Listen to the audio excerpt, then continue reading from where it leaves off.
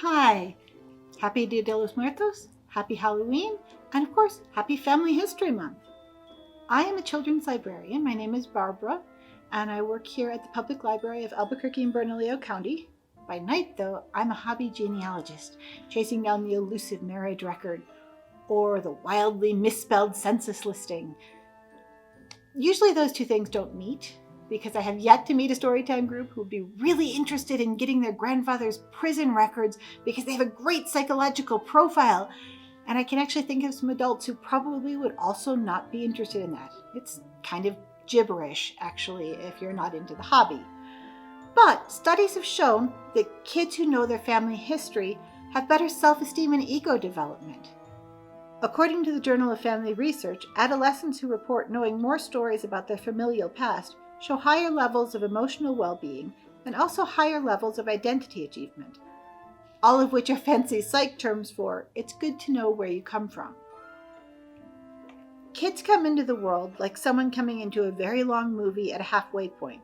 They don't know who the characters are, or what's important, or why anyone is doing anything. Family history is a kind of previously on the world segment that helps them understand what's going on.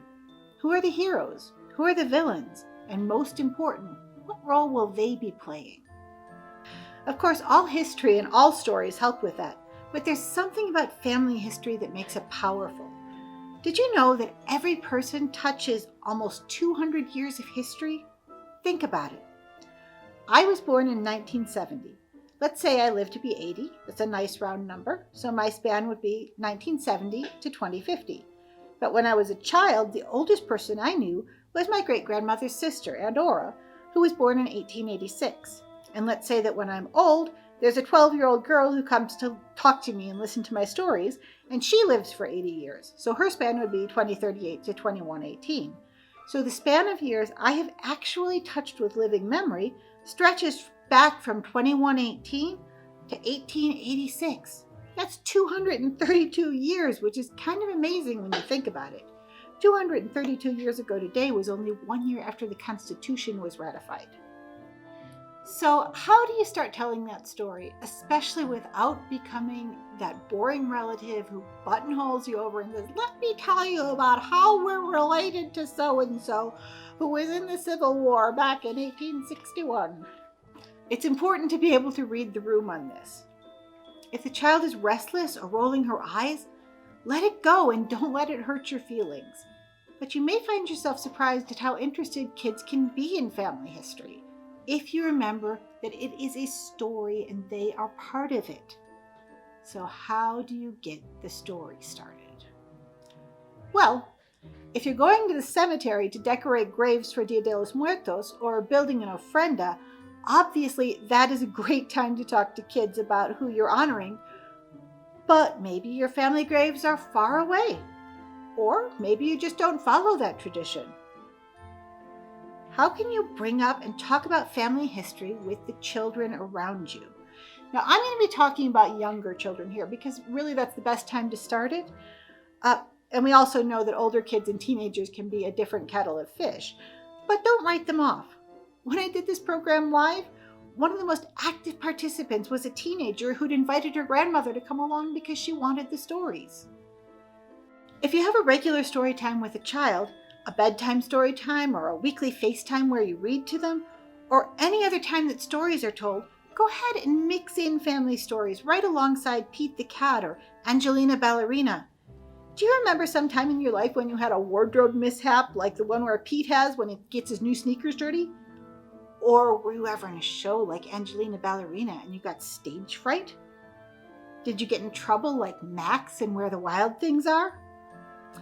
Getting in trouble is a great story, actually, because kids can completely relate to it, and because it humanizes you. One of my favorite stories from my mom's childhood was when she was determined to get her sister in trouble by carving, "I, Carol, did this" on a table. And oddly enough, no one bought that. If you know a story about your parents or grandparents getting in trouble, that's also fun. Kids want to know, what did they do? What was the punishment? The stories you tell don't have to come complete with Dr. Seuss level rhymes or funny cartoons. They just need to be relatable and, most important, concrete. The idea that you're related in some circuitous way to someone who did something, that's not going to register, even if the thing itself is really interesting. But the story of how your older brother once charged a nickel to see you when you were a baby, at least until your mom found out, it's real, it's solid, and it's kind of funny, especially if the child knows his uncle. It features very specific, well-known characters, and when it comes to stories, it doesn't matter whether they're real or made up. Character is king. You've got to make these people live, and that is especially true in family storytelling, where the point is to get to know people. If you're having trouble thinking of them, go ahead and write a journal for yourself. When you look back at your childhood, what events stick out for you? Who were the people around you? Find the things that you remember best. You and your friends are as exotic as the pigeon driving the bus to a small child. My grandmother was always one of my favorite storytellers. The day she tried to ride all the animals on the farm and the pig threw her in her mud, that was my favorite. I used to ask for it all the time, just as much as the cat in the hat. And when family storytelling becomes a part of your regular routine, that's how it is. A story is a story, and sometimes the favorites are the ones you check out of your own head. If you're nervous about telling stories, we do have resources about writing memoirs and storytelling. But give it a shot. You may find that it's easier than you think. What if you're not routinely telling stories to a child? First of all, start telling stories to a child. They love it. It's fun for everybody. But how can you encourage an interest in family stories without being pushy, without being that relative? This is where the old tchotchkes you might have come in. Do you have old letters or an autograph book? How about pictures?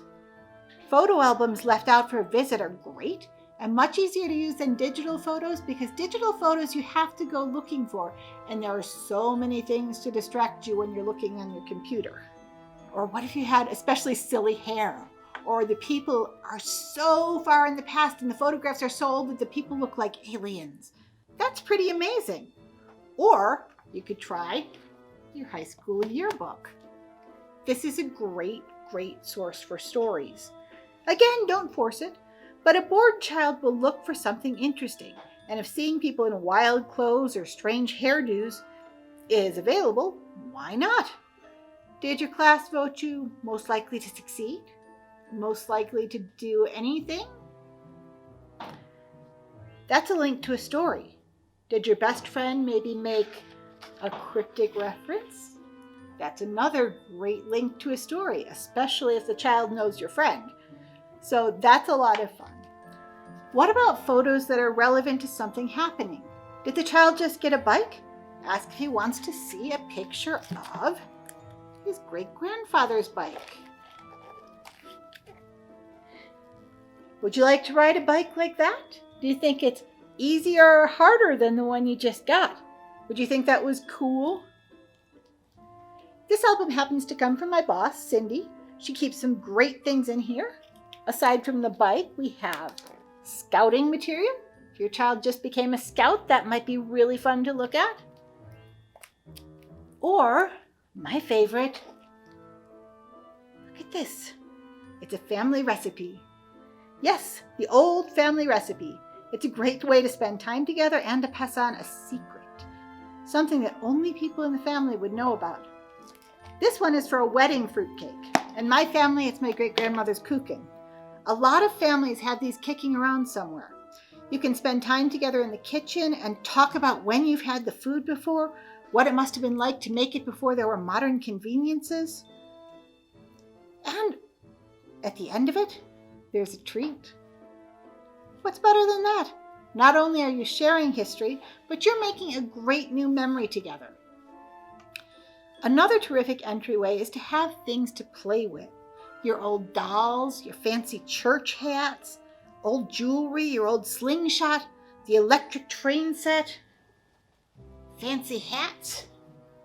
I got this one out of a traveling trunk that we have here at the library. This is from the Camino Real. So if you have history around here, the traveling trunks are a really fun way to look at it. Anyway, don't lock that kind of thing away. Not only is it sometimes fun to play old school, but it brings back your memories and provides a fun leap-off point for a story. Besides, you get to play with your toys. There is no downside here. Let the child try on the old clothes, handle the jewelry, try his hand trying to catch a ball in a cup. Whatever it is you have, things can ground a story, help give it a tactile sense. So go ahead, let the child try on the wedding ring that made it through 4 husbands. Older children might well ask about the story behind that. Let them play with the parasol that... Oh, wait, that's another way in. This parasol belonged to Barbara Matisse, the ancestor I was named for, who carried it with her when she came from Alsace-Lorraine in 1851. Seeing this always made me feel connected across an immeasurable amount of time to someone who died before my grandmother was born, because I had her name. Does your child's name have a meaning within the family? Is he named for someone or in honor of someone? What does that mean? Why did you want to give this kind of special honor to an ancestor which the child herself now owns? That's a story that children will definitely want to hear because it's a story about them and what it means to have their names. It also teaches them what's important to you because that was the first gift you chose to give them. But what if you don't know any stories? It's been a few generations now, and a lot of us haven't been living in our ancestral homes or with our extended families. It's been on trend to downsize and get rid of sentimental items for quite a while. So it's possible that you're not sure about things yourself. You wouldn't be alone. And if you're interested in learning more, you're at the start of a great adventure. The library can help you out. We have a lot of genealogical resources to help you find records. We also have things like Pronunciator to help you learn a language that your ancestors might have spoken. You can find maps to look at where they lived and photos. So there are a lot of really great things you can do. You can download a blank family tree here and start with yourself, because if there is a moral to the story I'm telling you today, if you know yourself, you can get anywhere from there. I hope you enjoyed this program and have a wonderful holiday. And you know what? Save these. In 100 years, people will ask, what were you doing during the great pandemic? Anyway, I hope you enjoyed the program and have a wonderful holiday. Don't forget to like and subscribe to our YouTube channel and our Facebook page for more fun video learning.